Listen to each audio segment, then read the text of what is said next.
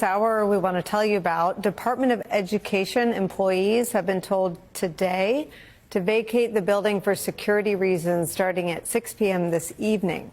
That's according to a memo sent to all employees. The memo did not state what the security reason was that required employees to vacate at 6 p.m. today. The employees were told to take their laptops home with them. According to the memo, the building will reopen on Thursday. It comes as the Department of Education is already reckoning with large-scale cuts from Elon Musk. Donald Trump has also threatened to shutter the agency entirely. Let's bring in my friend and colleague, NBC News White House correspondent Vaughn Hilliard. Vaughn, what do you know? There's a lot to track agency to agency, department to department right now, Nicole. It's frankly kind of difficult here, but I know at this point in time that there have been workforce reductions planned across departments and agencies beyond just the probationary employees, folks that are working in the federal government for a year or two. We're talking about potentially 20, 30, 40% reductions that were planned across the board. And we saw from Health and Human Services Department this weekend, email go out to all HHS employees, the 80,000 employees, essentially offering them another buyout opportunity, a $25,000 stipend to leave their jobs. We talked to many federal workers who regretted not taking the first round of buyout offers because those probationary employees, for example, were fired just days later with no severance. So essentially these off-ramps have been presented again, but been told that federal government workers should expect major workforce reduction. And of course, it's not standard operating procedure for department employees to be told to not come into the office here. We do not know at this time if there is a plan for a mass firing at the Department of Education, yet at the same time, they have given plenty of indications from the President of the United States to the Secretary of Education, Linda McMahon herself, that workers should be prepared for the dismantling of the department. So I think this is notable heading into the night. So what is the security concern about? Is it misdirection? Or, I mean, I worked in the White House after September 11th, and a security concern was usually imminent, not something noticed 24 hours prior. Right, and it was about a week ago, actually, there were also questions about the Department of Housing and Urban Development. There were metal detectors that were having all employees go through, and there were lines about 3 blocks long for employees just to get into the workplace. Last week, the exact security concerns were never articulated or stated by the department. And from the Department of Education at this point in time, Nicole, we don't have answers either. And so it is quite something that these sort of decisions are being made, but we have a very few specifics on exactly why the decisions are being executed the way that they are. Let me also ask you something from my vantage point as a former White House employee about shredding and destroying documents. This was not only unethical, but I think illegal.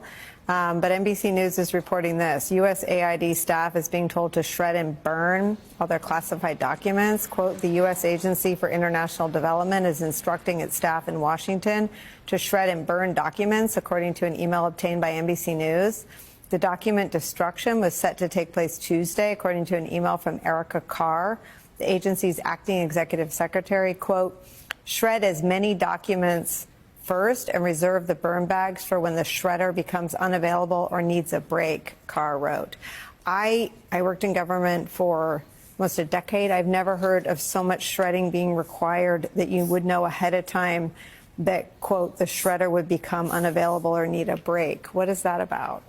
Right. I actually this morning got a message from somebody who left USAID earlier this year and passed along this email to me. And my response was naturally, is this standard operating procedure? And this individual said no, that they had never heard about burning or shredding of federal records at USAID. But then again, this individual told me they've never heard of the entire agency being gutted and their headquarters at the Ronald Reagan building being shut down.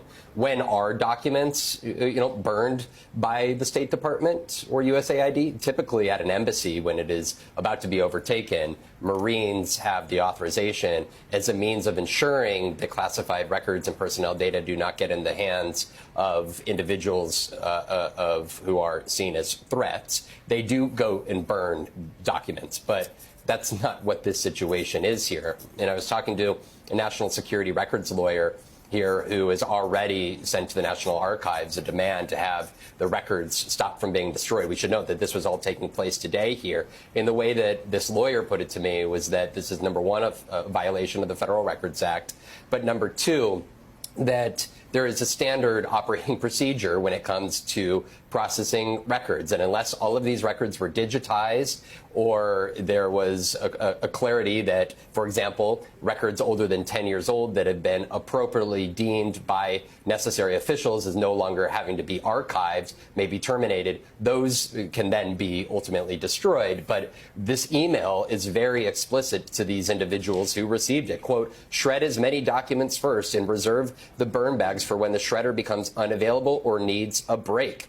They were directed to go and clear out these classified safes and personnel documents from what used to be USAID headquarters. And Marco Rubio, the State Department that is now overseeing USAID, they just earlier this week said that 83% of the contracts that USAID oversaw have been eliminated. And the way the USAID official suggested to me is that if they're truly trying to get rid of waste, fraud, and abuse, many of these documents would have records as to exactly where payments have gone and how contracts have ultimately been executed across the world. And so if you are shredding and burning these documents, you are effectively removing a paper trail that could be paramount to actually understanding how USAID has executed and used its capacities overseas. And so much of that could be understood by these archived documents that were clearly been ordered today to be burned and destroyed.